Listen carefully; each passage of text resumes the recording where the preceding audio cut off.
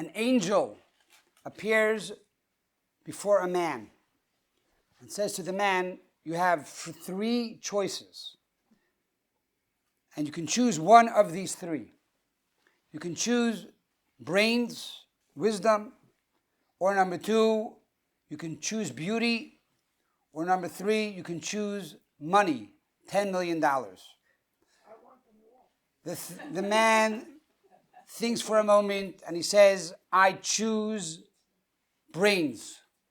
All of a sudden, a lightning bolt shoots out from the sky. And the man finds himself in the middle of a desert, naked, without any food. And the angel is standing in front of him and says, now that you have wisdom, what do you say? He says, you know what? I should have asked for the money. What does Jewish wisdom say about anti-Semitism? The story of Purim is a story of anti-Semitism. Haman goes to Achashverosh and he says, I want to give you $10,000 to give me permission to destroy the Jewish people. Says the Gemara the following parable. The Gemara says that this incident between Haman and Achashverosh is a mashal, a parable of two people that own fields. One field has a charitz. One field has a hole in the field. The other field has a tail, which means a pile of dirt. And so the person that has a hole in the field goes to the person that has a pile of dirt in the field and says, I would like to pay you to buy that pile of dirt to be able to fill the hole in my field. And the owner of the pile says, why should you pay me? I'll be happy to give it to you for nothing and get rid of it because it's simply a big pile in my field. Says the Gemara in Megillah, page 14, side A, this is the mashal, the parable that describes Haman and Achashverosh. Haman says to Achashverosh, I have a hole in my field, the Jewish people. I want to pay you for your big mound of dirt. And Achashverosh says, do away with the Jews for nothing. I don't need your money. Now this is the mashal, the parable of the Gemara. However, the question comes to mind. What is the purpose of a parable? What is the purpose of a mashal? Generally, a parable is given when we have a concept that is beyond our comprehension, comes along the Talmud and says, let me explain it to you this way in simple terms by giving you a parable. We know that Shlomo HaMelech, the wisest of all men, when he was asked what he wants, he asked for wisdom. Shlomo HaMelech says that he's able to give over 3,000 parables to every dilemma, implying that he had the ability to draw down the secrets of the universe and bring it down lower and lower, even so a 5-year-old child can comprehend it. That is the idea of a mashal. And therefore comes the question to mind, why do we need a mashal? Why do we need a parable? The idea of anti-Semitism is as old as creation. Lavan Harami, Laban wanted to destroy Jacob, Pharaoh wanted to destroy the Jewish people. Throughout history, we had the Spanish Inquisition, we had the Germans, we had the Russians, and today we have Hamas. We don't need a mashal, a parable of two people that have a field. What is this parable adding to the understanding of anti-Semitism? Furthermore, what is the concept of a pile of dirt? What is the concept of a charitz, a hole in the ground? Finally, the idea of taking the earth or the dirt from the pile and placing that dirt into the hole represents that the dirt is valuable. It serves a purpose. Now, if Haman wants to destroy, God forbid, and annihilate the Jewish people, means there is no longer any dirt in the pile. You're doing away with it. How could that nothingness now fill the dirt, the void, and the hole in the ground? So we need to understand the purpose of this mashal. Before we expound on the mashal, it's important to note that the Torah tells us, as Jews, not only must we be honest and kind towards Jewish people, our brothers and sisters, but the Torah teaches us, as the Jewish nation, we have an obligation to be kind towards the nations of the world. Number one, we are not allowed to steal their money. We are not allowed to seize their money against their will, illegally. Not only in action, but even in mind, in wisdom. If someone who's from the nations of the world approaches a Jew for advice, business advice, or advice for health, or advice for planning, we must give them the best advice possible. We are prohibited against giving them false or incorrect advice. This is not only true in the negative, but also in the positive. We have the obligation to encourage them to be better people, to connect with the essence of God by doing acts of goodness and kindness, by teaching them the 7 Noahide laws. So this is our connection to the nations of the world, how we have to treat them and our connection to them.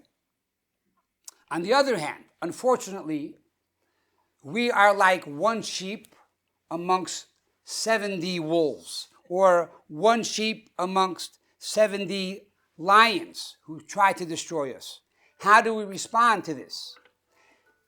King David already, in the book of Psalms, gave us the answer. In Psalm 127, King David says as follows, Im Hashem lo yishma'ir, shav shokad shomer, which means, if God does not protect the city, then the watchmen who are guarding the city are in vain. And I had this argument or discussion with one of our congregants many months ago when we placed a guard in front of our building. And he said, that's a wonderful thing, now we have security. And I said to my friend, you are missing the boat. Unfortunately, the guard is not the solution. It's the mezuzah. When we have a mezuzah on the door, this reminds us that God is watching us. God is protecting us. If God is not there, you can have all the guards in the world. They are not going to protect us. Yes, says King David, it's true, we believe in God, we say Tehillim, we pray to Him. At the same time, we are living in a natural world. We need to create a physical vessel. And therefore, yes, you should hire a guard to protect your building. But remember, the guard is not doing the protection. The guard is a channel of God's blessing and God's protection. Similarly, in business, we are told we need this dual reality. On one hand, Uveiracha Hashem lekecha. On the other hand, B'chol Hashatasa. God will bless you in everything that you do. On one hand, it's God's blessing that makes you rich. Birchas Hashem hi ta'asher. It's God's blessing that gives you the money. So one would think, if that's the case, sit down, fold your hands, and go to sleep. Says the Torah, no. You have to make a vessel. You have to create the potential for God's blessing. You have to plow the field, and God will bring the rain. Now let us return to the original parable. There are two people that have fields. One has a hole, and one has a pile. The owner of the field that has the hole goes to the owner of the field that has the pile and says, please, I need your earth, I need your dirt to fill up my hole. There are two types of anti-Semitism. There's the anti-Semitism of the pile, there's the anti-Semitism of the hole. The anti-Semitism of the pile is, I cannot go into my field. There's a problem there. There's a pile of dirt. I need to get rid of it. You see, there's a problem in the world, and they are the Jewish people. We need to get rid of their existence. I cannot work my field. They are simply a nuisance. Let's get rid of them. Mistakenly, Jews feel if they change their noses and they change their Moses and they become more secular and they intermarry and they give up their godliness and Judaism, all of a sudden we are going to be loved by the nations of the world. It's a big mistake. It doesn't work. It hasn't worked in Germany and it doesn't work today in Israel. The mere existence, the pile, is the problem. The mere existence that you come from Jewish blood is the problem. A number of years ago, we put up an native around the Brooklyn Heights community. How do you make a native? You take a little fishing wire and you connect it from light pole to light pole. And that makes the entire community into a private domain. And therefore on the Shabbat, on Shabbos, you have the ability to carry a siddur from your house to the shul. After we put up the native, we put an article into the paper that there's an native in Brooklyn Heights. The borough president's office gets a call. A woman on the phone says, I need to talk to the borough president. There's a problem. What's the problem? There's this big giant thing in front of my window. It's blocking the sunlight. I cannot see.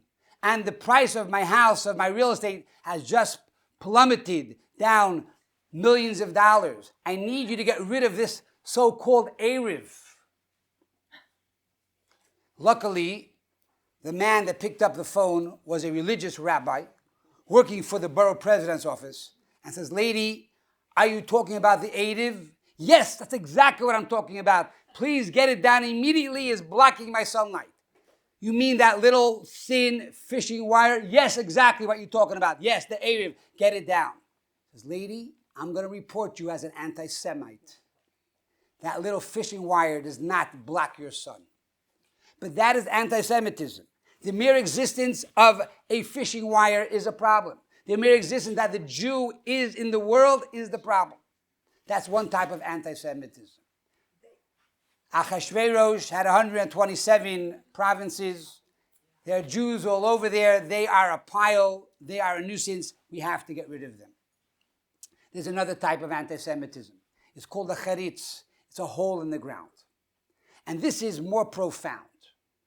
This is the anti-Semitism that comes about from feeling a void in your life, by feeling an emptiness in your life, by feeling a lack of purpose in your life. Why am I here? Why did my soul travel thousands of light years from heaven down to earth to be in this world and eat and drink? Why am I here? And then they realize that the Jewish people have the answer, that the Jewish people are a light unto the nations of the world. But the problem is, there's anti-Semitism. We cannot acknowledge that the Jewish people have the answer. But on the other hand, we feel this void. We feel this hole in our hearts. The Talmud says, why is Mount Sinai called Mount Sinai, Har Sinai? Says the Gemara, Sheyarda Sina L'Umois Ha'olam Alav. Because jealousy fell upon the nations when the Jewish people received the Torah. Now, let me give you some history. The Talmud says, before God gave us the Torah, He offered the Torah to the nations of the world. He went to the children of Ishmael. He went to the Arab nation. He said, do you want the Torah? They said no. Why not? Because in the Torah it says you cannot commit adultery. We love that stuff. We don't want the Torah. Forget about it. We can't handle the Torah. They went to the children of Esav, the Romans. Said, do you want the Torah? And they said, what does it say in the Torah? It says you may not murder. No. We thrive on murder. We are bloodthirsty. We don't want your Torah. God then circles around and comes to the Jewish people. Do you want our Torah? What do we say? Na'aseh v'nishma. 2 words. We say we will do first. We accept it unconditionally. Then vinishma, we will begin to understand the beauty of the Torah. Once we got the Torah, the nations of the world said, hey, why did they get the Torah, not us? In other words, the nations of the world said, we want the beauty of the Torah. We want the joy of the Torah. We want the good lessons of the Torah. We don't want the restrictions. We don't want to have all the no's of the Torah. We just want the yeses of the Torah, the fun part of the Torah, the purpose of the Torah. Furthermore, comes along the children of Esav, the Romans and others, and they say, look, our grandfather, he was Yitzchak. Yitzchak was a holy Jew, and he gave us a blessing that we will survive by the sword. So we have no choice. We have to murder. That is the blessing of Isaac, of Yitzchak. We are following his lineage. We are following in his footsteps. But ultimately, the problem is there is now a hole in the ground. Right now, there's a void. Why are we here? Now they think by getting rid of the Jews, by shooting the messenger, they will now kill the message. But the void still remains. In truth, these are not two different anti-Semites. It's one type of anti-Semitism. There's the body and the soul. The body of the anti-Semite says, there's a pile in my field. I need to get rid of it. The existence of the Jews is no good. Get rid of them. I don't care what they call themselves. I don't care how they look. I don't care if they're observant or not. The Jews are a problem. They're a nuisance. They're a pile in my field. That's the body of the anti-Semite. Then you have the soul of the anti-Semite. That is more spiritual. That yearns for purpose. And the soul of the anti-Semite says, there's a hole in my heart. And the Jews have the answer. But now I feel guilty. We said no to the Torah. So how do we respond to anti-Semitism? What should be the Jewish response? Comes along the Megillah, which tells us the problem, and the Megillah gives us the answer.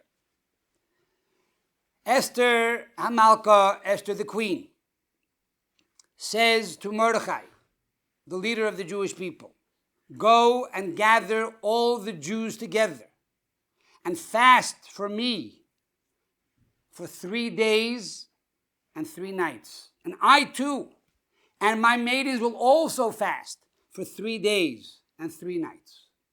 Number one. Number two, after fasting for 3 days and 3 nights, I will go to the king. And I will plead on behalf of the Jewish people. Now this is the teaching of King David. On one hand, put your trust in God. On the other hand, make a vessel within the realm of nature.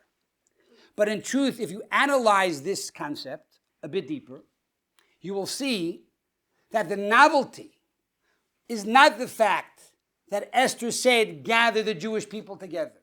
This is our tradition. This is the blessing of our father Jacob.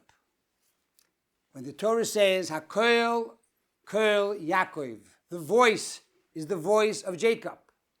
As Yitzchak, when he sees him, calls him out, HaKol Kol Yaakov.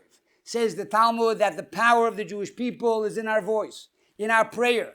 When we pray to God and we cry out to God, God listens to us.